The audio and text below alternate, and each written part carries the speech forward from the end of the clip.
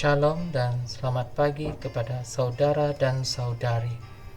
Pada hari ini kita merayakan hari Minggu biasa yang ke-22. Tuhan beserta kita, sekarang dan selama-lamanya. Inilah Injil Yesus Kristus menurut Santo Markus. Dimuliakanlah Tuhan. Pada suatu hari, serombongan orang Farisi dan beberapa ahli Taurat dari Yerusalem datang menemui Yesus. Mereka melihat beberapa murid Yesus makan dengan tangan najis, yaitu dengan tangan yang tidak dibasuh. Sebab orang-orang Farisi, seperti orang-orang Yahudi lainnya, tidak makan tanpa membasuh tangan lebih dahulu, kerana mereka berpegang pada adat istiadat nenek moyang. Dan kalau pulang dari pasar, mereka juga tidak makan kalau tidak lebih dahulu membersihkan dirinya.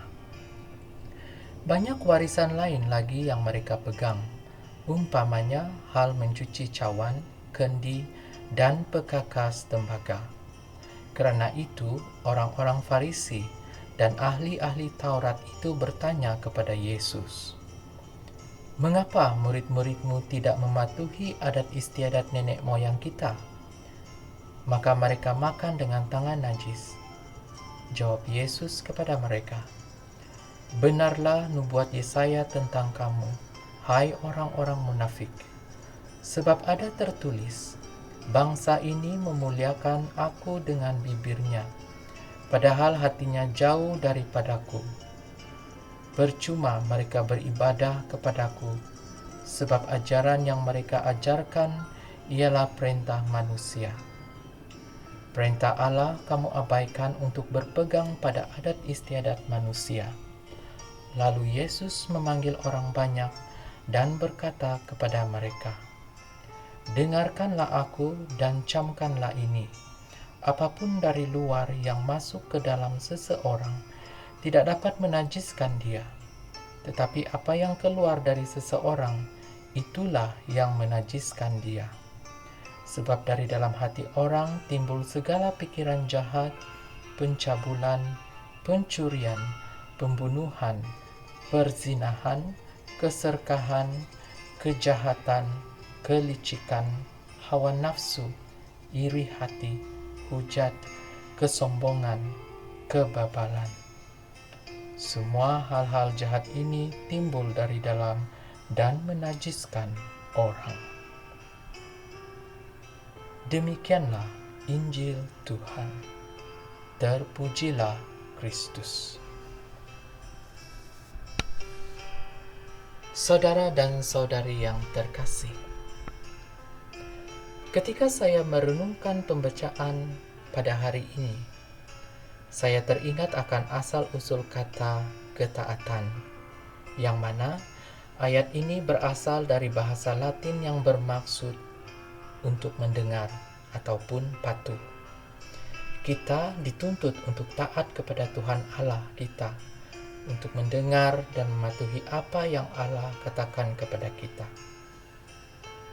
Nah, saudara dan saudari, Tuhan telah berbicara dan memberi 10 perintah kepada orang Yahudi dan juga menyampaikan ajaran lain.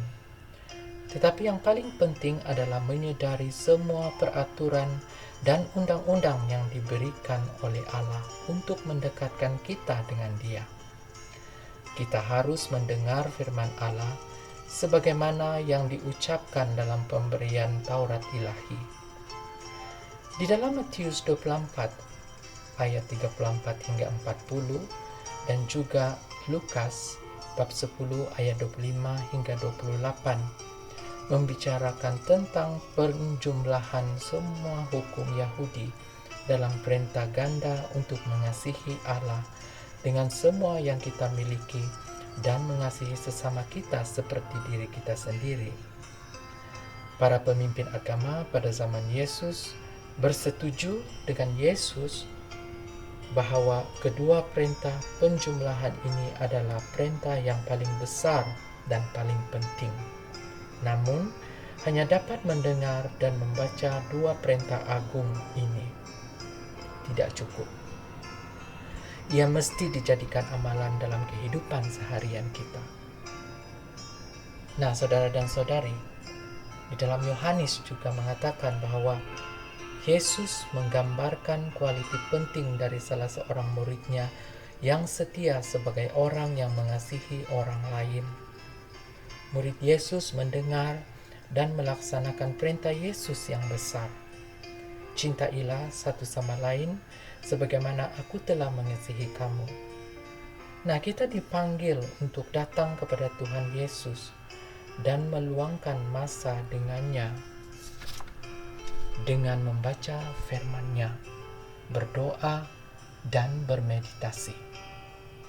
Itu seharusnya menuntun kita untuk melihat bagaimana Yesus mengasihi kita.